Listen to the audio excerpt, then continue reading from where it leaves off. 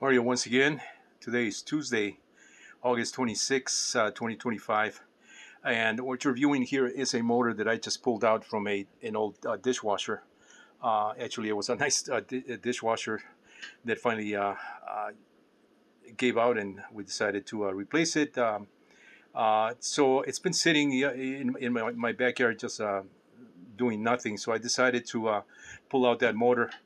I was a little bit hesitant of using a motor like this. The reason why I pulled this one out is because I'm going to use this motor in a Delta belt sander.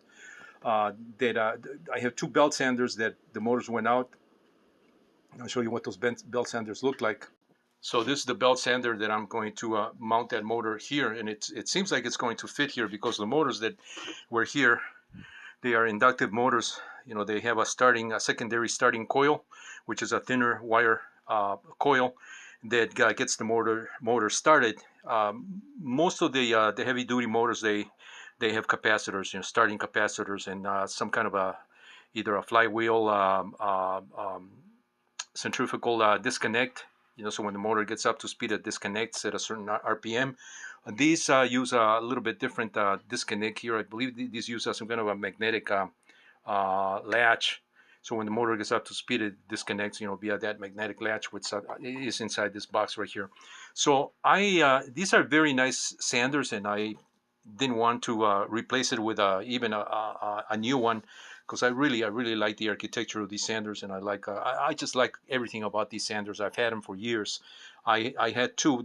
This is the second one. I still have the other one that's sitting in my shed, but I want to bring that also out and see if I can fully restore these belt sanders. Problem with these sanders is that once the motors go out, especially at this time, you're not going to be able to find a replacement motor for it.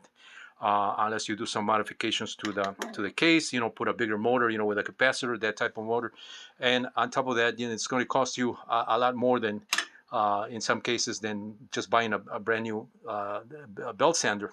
But if you really like, you know, to keep the machines, and it is what I'm about to do, you know, I think one of the options is to just go with a dishwasher or a washing machine motor, as some people have done, to build their own belt sanders, not a as a replacement motor for these particular ones, but as do-it-yourselfer projects.